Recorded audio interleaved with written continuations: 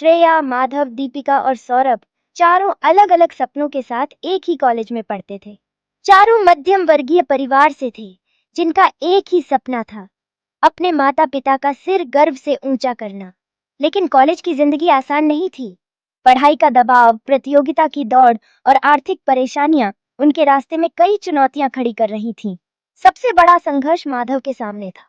वह पढ़ाई में तेज था, लेकिन आर्थिक तंगी के कारण उसकी फीस भरना मुश्किल हो रहा था। उसके पिता एक छोटी सी दुकान चलाते थे, जो मुश्किल से घर का खर्च निकाल पाते थे। दूसरी ओर श्रेया को अपने आत्मसंदेह से जूझना पड़ रहा था। वह प्रतिभाशाली थी, लेकिन आत्मविश्वास की कमी के कारण हमेशा पीछे रह जाती थी। दीपिका को अपने परिवार की रूढ़िवादी सोच से लड़ना था, क्योंकि उसके माता-पिता चाहते थे कि वह पढ़ाई छोड़कर शादी कर ले। सौरभ के सपने बड़े थे, लेकिन उसके रास्ते में बार-बार असफलताएं आ रही थीं। एक दिन कॉलेज में एक बड़ी प्रतियोगिता की घोषणा हुई, राष्ट्रीय नवाचार चैंपियनशिप। इसमें विजेता को 10 लाख रुपए की छात्रवृत्ति मिलने वाली थी।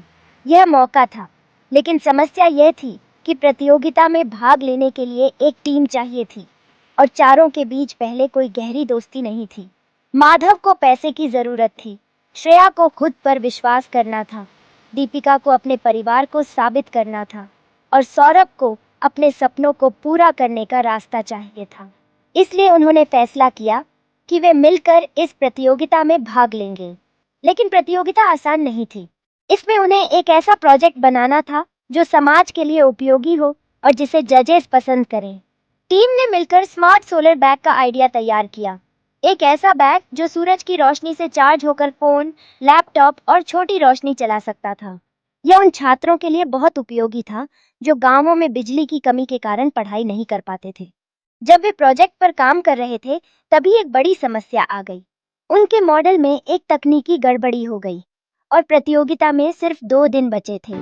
सभी परेशान थे, लेकिन तभी श्रेया ने हिम्मत दिखाई और सुझाव दिया कि वे रात भर मेहनत करके इस समस्या को ठीक करें। दीपिका ने अपने परिवार से बगावत करके पहली बार खुद के लिए फैसला लिया और पूरी रात टीम के साथ काम किया। माधव ने अपने ज्ञान से तकनीकी समस्या को ठीक किया और सौरभ ने पूरे आत्मविश्वास के साथ प्रोजेक्ट को जजेस के सामने प्रस्तुत किया। इस सफर में चारों ने खुद को बदलते देखा। श्रेया ने आत्मविश्वास पाया, दीपिका ने अपने परिवार की सोच को बदलने की हिम्मत की, माधव ने अपने हालातों से हार मानने के बजाय लड़ना सीखा और सौरभ ने धैर्य और दृढ़ निश्चय का महत्व समझा। जब प्रतियोगिता के नतीजे घोषित हुए, तो उनका नाम विजेताओं में सबसे ऊपर था।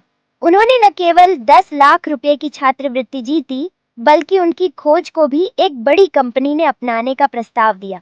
इस जीत ने उन्हें एक नई राह दिखाई। वे सिर्फ प्रतियोगिता के विजेता नहीं बने, बल्कि अपने संघर्षों से जीतकर अपने अपने जीवन में विजेता बन गए। कभी-कभी जीत सिर्फ इनाम तक सीमित नहीं होती, बल्कि वह हमें खुद को पहचानने का मौका भी देती है।